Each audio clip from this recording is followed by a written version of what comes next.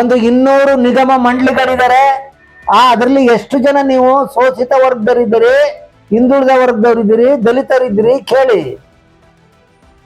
ನೀವು ಸಿದ್ದರಾಮಯ್ಯನವರ ಮುಖ್ಯಮಂತ್ರಿಗಳ ನಿಧಿಯಲ್ಲಿ ಎಷ್ಟು ದುಡ್ಡಿದೆ ಅನ್ನೋದೇನಾದ್ರು ನಿಮಗೆ ಗೊತ್ತಾ? ಎಷ್ಟು ಪ್ರಶಸ್ತಿಗಳು ವರ್ಷದಲ್ಲಿ ಕೊಡ್ತಾರ, ಆ ಪ್ರಶಸ್ತಿಗಳು ಯಾರ್ಯಾರಿಗೆ ಹೋಗ್ತಾರ ಗೊತ್ತಾ? ನೀವು ರಾಜಕೀಯ ಇಲ್ಲದೆ ಸ್ವಾಭಿಮಾನ ಬೆಳೆಸ್ಕೊಳ್ದೆ ನಾವು ಇತರಿಗೆ ಓಟ್ ಹಾಕ್ಬಿಟ್ಟು ಅವರು ದೌರ್ಜನ್ಯ ದಬ್ಬಾಳಿಕೆ ಮಾಡಿದಾಗ ನಮ್ಗೆ ನ್ಯಾಯ ಕೊಡೋದ್ರೆ ಯಾರು ಕೊಡ್ತಾರೆ?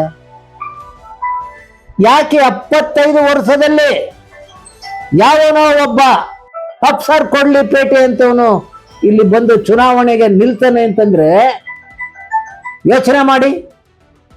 ಅಪ್ಸರ್ ಕೊಡ್ಲಿಪೇಟೆ ಅಂತವನು ಚುನಾವಣೆಗೆ ನಿಲ್ತಾನೆ ಎಲೆಕ್ಷನ್ಗೆ. ಅದೇ ಒಂದು 20 ವರ್ಷದಿಂದ ನೀವು ಚುನಾವಣೆ ಕಂಟೆಸ್ಟ್ ಮಾಡಿದ್ರೆ ಒಂದು 5 ಸಾರಿ MLA ಆಗ್ತಿದ್ರಿ. ನಾನು ನಿಮ್ಮನ್ನು ಕೇಳ್ತಿದ್ದೀನಿ, ನಿಮ್ಮಲ್ಲಿ ಎಷ್ಟು ಮನೆಗಳಿವೆ, ಎಷ್ಟು ಕಾರುಗಳಿವೆ, ಎಷ್ಟು ಬಂಗ್ಲೆಗಳಿವೆ, ಎಷ್ಟು ಮೆಡಿಕಲ್ ಸ್ಕೂಲ್ಸ್ಗಳಿವೆ, ಎಷ್ಟು ವಸತಿಗಳಿವೆ, ನಿಮ್ಮ ತಲಾ ಆದಾಯ ಎಷ್ಟು, ಶಿಕ್ಷಣ ಎಷ್ಟು? ಒಂದು ತಾಯಿ ಇಲ್ಲಿ ಯಾಕೆ ಸ್ಕೂಲ್ಗೆ ಹೋಗ್ತಾ ಇದೆ ಅಂದ್ಬಿಟ್ಟು ಹೊಡೆದ್ಬಿಟ್ಟು ಕರ್ಕೊಂಡ್ಬರ್ತಾಳೆ. ಯಾಕೆ? ಅಕ್ಷರ ಕಲಿಬಾರ್ದು ಅಂತ. ಇಲ್ಲಿ ವ್ಯವಸ್ಥೆ ಪ್ರತಿಯೊಂದು ಕೂಡ ಸರ್ಕಾರಗಳು ಅಲ್ಪ ಸ್ವಲ್ಪ ಮಾಡಿದ್ದಾರೆ, ಇಲ್ಲ ಅಂತ ನಾನು ಹೇಳೋದಿಲ್ಲ. ಶಿಕ್ಷಣ ಕೊಡಲಿಲ್ಲ, ಉದ್ಯೋಗ ಕೊಡಲಿಲ್ಲ, ಸ್ವಾಭಿಮಾನ ತುಂಬಲಿಲ್ಲ, ನಿನ್ನ ಹಣೆ ಬರ, ನಿನ್ನ ಕರ್ಮ, ಈ ರೀತಿ ಮಾಡ್ಕೊಂಡು ಬಂದಿದ್ದಾರೆ. ನೋಡಿ, ಆಲೋಚನೆ ಮಾಡಿ. ನೀವು ಆತ್ಮಹತ್ಯೆ ಮಾಡ್ಕೋತೀರಿ. ನೀವು ಸೋಲ್ಲಿ ಗೆಲ್ಲಿ ಗ್ರಾಮ ಪಂಚಾಯತಿ ಕಂಟೆಸ್ಟ್ ಮಾಡಬೇಕು,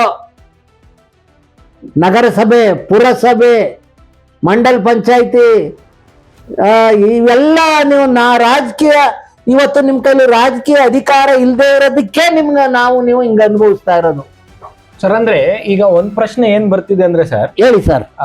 ನಾವು ನೋಡ್ಬೋದು ರಾಜಕೀಯ ವಿಚಾರದಲ್ಲಿ ನೋಡಿದಾಗ ನಾವು ಕಾಂಗ್ರೆಸ್ ಅಭ್ಯರ್ಥಿ ಜೊತೆನೂ ಕೂಡ ಮಾತಾಡಿದ್ವಿ, ಅದೇ ರೀತಿಯಲ್ಲಿ ಕಾಂಗ್ರೆಸ್ ನಾಯಕರಾದಂತಹ ರಿಜ್ವಾನ್ ಅರ್ಷದ್ ಜೊತೆನೂ ಕೂಡ ಮಾತಾಡಿದ್ವಿ.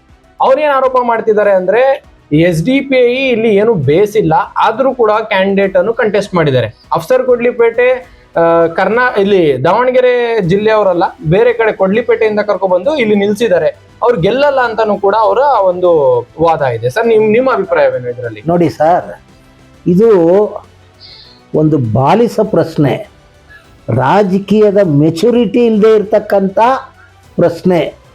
ಇಲ್ಲಿ ಬಡತನ ಇದೆ, ಹಸಿವಿದೆ, ಅಸ್ಪೃಶ್ಯತೆ, ಅನಕ್ಷರತೆ ಇದೆ, ಆ ಕಾರಣಕ್ಕಾಗಿ ಮೌಢ್ಯತೆ ಇದೆ, ಈ ರೀತಿ ಹೇಳ್ತಾರೆ. ಹಾಗಾದ್ರೆ ನೀವು ಇದಕ್ಕೆ ಉತ್ತರ ಕೊಡಿ. ವಯನಾಡಲ್ಲಿ ರಾಹುಲ್ ಗಾಂಧಿ ಬಂದು ನಿಲ್ತಾರೆ, ಬೇರೆ ಕಡೆ ನಿಂತರೆ ಸೋಲಿಸ್ಬಿಡ್ತಾರೆ ಕೋಮುವಾದಿಗಳು ಅಂದ್ಬಿಟ್ಟು ಅಲ್ಲಿಗೆ ತಗೊಂಬರ್ತಾರೆ. ಚಿಕ್ಕಮಂಗ್ಳೂರಿನಿಂದ ಇಂದಿರಾ ಗಾಂಧಿ ಬಂದು ನಿಲ್ತಾರೆ ಇಲ್ವೋ? ಯಾಕೆ ಇದನ್ನೆಲ್ಲ ನೀವು ಹೇಳೋದಿಲ್ಲ? ಪ್ರಿಯಾಂಕಾ ಗಾಂಧಿ ಎಲ್ಲಿ, ಅವರ ನೇಟಿವ್ ಎಲ್ಲಿ, ಯಾಕೆ ಅಲ್ಲಿ ನಿಲ್ತಾರೆ? ಇವೆಲ್ಲ ಹೇಳಕ್ ಕೂಡುದು. ಈತ ದಾವಣಗೆರೆಯಲ್ಲಿ ಹುಟ್ಟು ಹೋರಾಟಗಾರ, ಕೆಲವು ಘಟನೆಗಳೆಲ್ಲ ನಡೆದಾಗ ಅವನು ಪಾದಯಾತ್ರೆ ಮಾಡಿದ್ದಾನೆ. ಅದು ಬಾಬಾ ಬುಡನ್ಗಿರಿಯಿಂದ ರೈತ ಚಳವಳಿ, ದಲಿತ ಚಳವಳಿ, ಭಾಷಾ ಚಳವಳಿ, ಕನ್ನಡ ಚಳವಳಿ. ಬೇಡಪ್ಪ, ನಿಮಗೆ NRA, CRA, ಬಾಬರಿ ಮಸೀದಿ ಹೊಡೆದ ಇಷ್ಟೆಲ್ಲ ನೀವೆಲ್ಲ ಎಲ್ಲಿದ್ದೀರಿ? ನಿಮ್ಮ ಕೊಡುಗೆ ಏನು? ಆ ಜನಗಳ ಪ್ರತಿನಿಧಿಯಾಗಿ ಆ ಸಮಾಜಕ್ಕೆ ಏನು ಮಾಡಿದ್ದೀರಿ ನೀವು? 2B ರಿಸರ್ವೇಷನ್ನ BJP ಗೌರ್ಮೆಂಟು ರದ್ದುಪಡಿಸಿದಾಗ ಇವರು ಬೀದಿಗಿಳಿದು ಹೋರಾಟ ಮಾಡಿದ್ರು, ಒಳ ಮೀಸಲಾತಿಗೆ ಪಾದಯಾತ್ರೆಯನ್ನೇ ಮಾಡಿದ್ರು.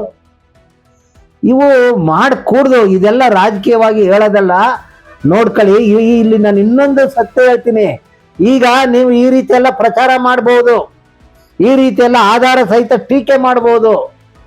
ಇಲ್ಲಿ ಕೋಟ್ಯಾಂತರ ಜನ ಯುವಕರಿದ್ದಾರೆ. ಆ ಯುವಕರಲ್ಲಿ ಸ್ಟ್ರೆಂತ್ ಇದೆ, ಸ್ಟ್ಯಾಮಿನಾ ಇದೆ, ಸ್ಪೀಡ್ ಇದೆ, ಎಜಿಲಿಟಿ ಇದೆ, ಎಂಡೆನೆನ್ಸ್ ಇದೆ, ಬ್ಯಾಲೆನ್ಸ್ ಇದೆ, ಆಕ್ಯುರೇಸಿ ಇದೆ, ವಿಲ್ ಪವರ್ ಇದೆ, ರೆಸಿಸ್ಟೆನ್ಸ್ ಪವರ್ ಇದೆ. 1000 ಮೈಲಿ ನಡೀತಾರೆ, 200 ಮೈಲಿ ನಡೀತಾರೆ. 2 ದಿನ 3 ದಿನ ಊಟ ಇಲ್ಲದಿದ್ರು ಕೂಡ ಜನರೊಟ್ಟಿಗೆ ಕೆಲಸ ಮಾಡ್ತಾರೆ. ಪ್ರವಾಹ ಬಂದಾಗ, ಫ್ಲಡ್ ಬಂದಾಗ ಜನರ ಸೇವೆಗೆ ತಮ್ಮನ್ನೇ ತಾವು ಅರ್ಪಿಸ್ಕೊತಾರೆ. ಕೊರೋನಾ ಬಂದಾಗ 136 ಜನ ಸೇರಿದ್ದಾರೆ. ಒಬ್ಬ MP MLA ಕಾಂಗ್ರೆಸ್ನಿಂದ ಸತ್ತಿದಾರಾ? ಏನು ರಾಜಕೀಯ ಹೇಳಲಿಕ್ಕೋಸ್ಕರ ಹೇಳದ ಮಾಡದ ಹಾಗಾದ್ರೆ ಏನು ಕೇಳೋದೇ ಇಲ್ವಾ? ನಾನು ಒಬ್ಬ ಹಿಂದುಳಿದವನು, ಒಬ್ಬ ಅಧಿಕಾರಿ, ನಾನು ಏಕೆ ಎಸ್ಟಿಪಿಗೆ ಬಂದೆ ಅಂದ್ರೆ ಅವರ ಧೋರಣೆ, ಅವರ ಧ್ಯೇಯ ಹಸಿವು ಮುಕ್ತ ಭಯ ಮುಕ್ತ ಭಾರತ. ನನ್ನನ್ನು 2 ಸಾರಿ ಜನರಲ್ ಕಾನ್ಸ್ಟಿಟ್ಯೂನ್ಸಿನಲ್ಲಿ ನಿಲ್ಲಿಸಿದ್ದಾರೆ. ಸೋಲೋದು ಬಿಡೋದು ಡಿಫರೆಂಟು. ಈಗ ನೀವೆಲ್ಲ ಇಲ್ಲಿ ಬಂದಿದ್ದೀರಲ್ಲ, ಟೀಕೆ ಮಾಡ್ತಾ ಇದ್ದೀರಲ್ಲ, ನಾಳೆ ದಿನ ನೀವು ಚುನಾವಣೆ ನಿಂತ್ಕೊಂಡಾಗ ಅದ್ರ ನಿಮಗೆ ಇದು ಏನಪ್ಪ ಅಂತಂದ್ರೆ ಇದು ನಮ್ಮನ್ನ ತುಳಿದಷ್ಟು ಅವಮಾನ ಮಾಡಿದಷ್ಟು ಸ್ಪ್ರಿಂಗ್ ಆಗಿ ನಾವು ಬರ್ತದೆ. ಇವತ್ತು ನಾನು ಕೊನೆಯದಾಗಿ ನಾನು ಹೇಳಲಿಕ್ಕೆ ಇಷ್ಟಪಡ್ತೀನಿ, ಅಪ್ಸರ್ ಕೊಡ್ಲಿಪೇಟೆ ಅವರು ಗೆದ್ರೆ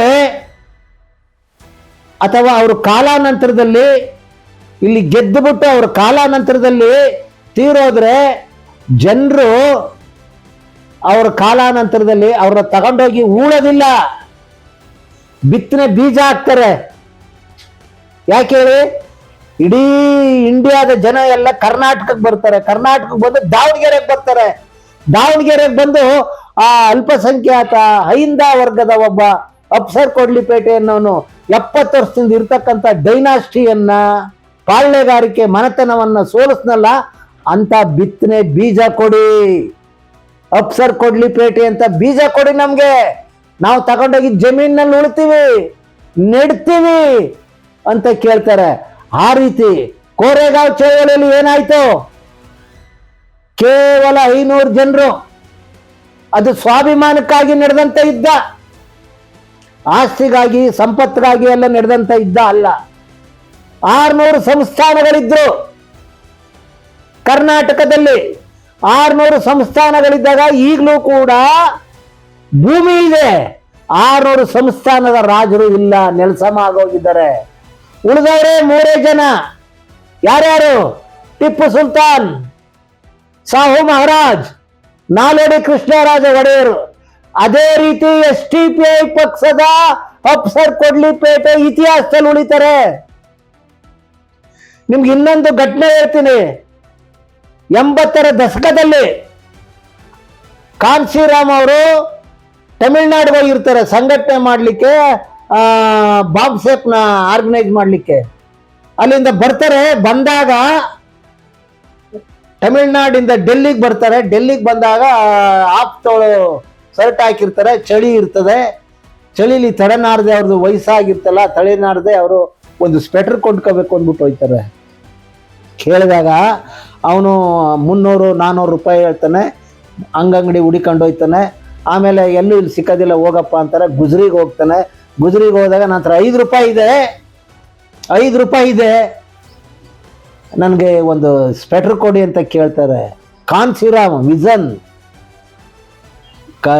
ಭಾರತದ ಇತಿಹಾಸದಲ್ಲೇ ರಾಜಕೀಯ ಚಿಂತಕ, ಮೇಧಾವಿ.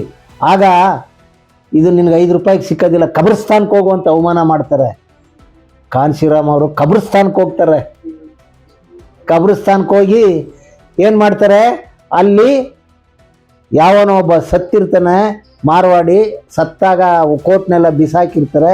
ಆ ಕೋಟ್ 5 ರೂಪಾಯಿ ನಾನು ತಿರುಗಿದಾಗ 5 ರೂಪಾಯಿ ಕೋಟ್ ಹಾಕೊಂಡು ಬಂದು ಡೆಲ್ಲಿನಲ್ಲಿ ಮೀಟಿಂಗ್ ಹೋಗ್ತಾರೆ. ಹೇಳ್ತಾರೆ, ಇವರು ಗಳಗಳ ಅಂತ ಕಣ್ಣಲ್ಲಿ ನೀರು ಬರ್ತದೆ, ಇವರು ಚಪ್ಪಾಳೆ ತಡ್ತಾರೆ. ಹಾಗೆ SDPIನ ಅಪ್ಸರ್ ಕೊಡ್ಲಿಪೇಟೆ ಅವರು ಇಡೀ ರಾಜ್ಯದಲ್ಲಿ, ರಾಷ್ಟ್ರದಲ್ಲಿ ಇವತ್ತು ರಾಜಕೀಯ ಚಿಂತನೆಗೆ, ಮರುಚಿಂತನೆಗೆ, ಪರ್ಯಾಯ ರಾಜಕೀಯ ಚಿಂತನೆಗೆ, ಸ್ವಾಭಿಮಾನದ ರಾಜಕಾರಣಕ್ಕಾಗಿ ಅವರು ಚಲಾವಣೆಯಲ್ಲಿರ್ತಾರೆ ಅಂತಕ್ಕಂಥದ್ದನ್ನ ನಾನು ಹೇಳಲಿಕ್ಕೆ ಇಷ್ಟಪಡ್ತೀನಿ. ಸರ್, ಒಂದು ಕೊನೆ ಪ್ರಶ್ನೆ ಏನಂದ್ರೆ, ನಿನ್ನೆ ಏನ್ ಜಮೀರ್ ಅಹಮದ್ ಖಾನ್ ಬರ್ತಿದ್ರು, ಒಂದ್ ಕಡೆಯಿಂದ ಗೋ ಬ್ಯಾಕ್ ಘೋಷಣೆಗಳನ್ನು ಕೂಡ ನಾವು ಕೇಳ್ಪಟ್ವಿ, ಇನ್ನೊಂದ್ ಕಡೆ ಜೈಕಾರನ್ನು ಕೂಡ ಕೇಳ್ಪಟ್ವಿ ಸರ್. ಸೊ ನಿಮ್ಮ ಅಭಿಪ್ರಾಯವೇನು ಸರ್ ಇದ್ರ ಬಗ್ಗೆ? ಸರ್ ನೋಡಿ, ನಾನು ಹೇಳಿದ ಒಳ್ಳೇದು ಪ್ರಶ್ನೆ ಕೇಳಿದ್ರಿ ನೀವು. ಜಮೀರ್ ಅಹಮದ್ ನನಗೆ ಪರಿಚಯ. ನಾವು ಯಾವುದು ಪರ್ಯಾಯ ಬಡ್ಜೆಟ್ ಮಂಡಿಸ್ಲಿಕ್ಕೆ ಅವ್ರನ್ನ ಕರೆದಿದ್ವಿ. ಎಲ್ಲಿ? ನಮ್ಮ ಬೆಂಗಳೂರು ಇದರಲ್ಲಿ ಮೈದಾನದಲ್ಲಿ ಬಂದಿದ್ರು. ನಾನು ಹೇಳ್ತೀನಿ, ಮುಸ್ಲಿಮಲ್ಲಿ ಇಂಡಿಯಾದಲ್ಲಿ ರಾಷ್ಟ್ರೀಯ ನಾಯಕರಾಗಿ ಉಳಿದವರು ಗುಲಾಂ ನಬಿ ಆಜಾದ್. ಅವ್ರನ್ನ ಬಿಟ್ರೆ ಗುಜರಾತ್ನ ಒಬ್ಬರು ಅಹಮದ್ ಪಾಟೀಲ್ ಅಂತ ಕಾಣುತ್ತೆ, ಇಂದಿರಾ ಗಾಂಧಿಗೆ PS ಪರ್ಸನಲ್ ಸೆಕ್ರೆಟರಿ ಆಗಿದ್ದರು. ಅವ್ರ ನಂತರಲ್ಲಿ ಇಲ್ಲಿ ಸುರ್ಜೇವಾಲಾ ಅವರು ಉಲೇಮಾಗಳನ್ನ ಅವಮಾನ ಮಾಡ್ತಾರೆ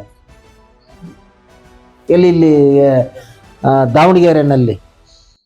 ಆಮೇಲೆ ಉಗ್ರಪ್ಪ ಏನು ಹೇಳ್ತಾರೆ, ನೀವು ಸಾಮರ್ಥ್ಯವನ್ನು ಬೆಳೆಸ್ಕೊಳ್ಳಿ ಆಮೇಲೆ ಟಿಕೆಟ್ ಕೊಡಿ ಅಂತೀನಿ. ಅವರು ಬೇರೆ ಇಂಡೈರೆಕ್ಟ್ ಆಗಿ ಹೇಳಿರೋದು ಇದನ್ನ ನನಗನ್ಸುತ್ತೆ. ಉಗ್ರಪ್ಪನವರು ನೀವು ಸಾಮರ್ಥ್ಯವನ್ನ ಬೆಳೆಸ್ಕೊಳ್ಳಿ ಅಂತಂದ್ರೆ, ಈಗ ನಿಮ್ಗೆ ಅವಕಾಶ ಸಿಕ್ಕಿದೆ, ನೀವು ಗೆಲ್ಲಿ 5,000 10,000 ಇರೋರೆಲ್ಲ ಗೆಲ್ತಾರೆ, ನೀವು 95,000 ಇರಬಹುದು, ಯಾಕೆ ಗೆಲ್ಲಬಾರ್ದು ಅನ್ನೋ ಅರ್ಥಕ್ಕೆ ಅವ್ರು ಹೇಳಿದ್ದಾರೆ. ನೀವು ಸ್ವಾಭಿಮಾನವಾಗಿ ತಗೊಳ್ರಪ್ಪ. wounds can be cured, insult cannot be cured. ಗಾಯ ವಾಸಿ ಆಯ್ತದ್ರಿ, ಅವಮಾನ ಎಲ್ಲಿ ವಾಸಿ ಆಯ್ತದೆ? ತಲತಲಾಂತರಕ್ಕೂ ಅದು ಉಳ್ಕೊಳ್ತದೆ. ಸ್ವಲ್ಪ ಆಲೋಚನೆ ಮಾಡಿ. ಆ ಕಾರಣಕ್ಕೆ ಉಗ್ರಪ್ಪ ಹೇಳಿರ್ಬೋದು, ಜಮೀರ್ ಅಹಮದ್ ಅವರು ಸ್ವತಃ ಬಂದಿರೋದಲ್ಲ.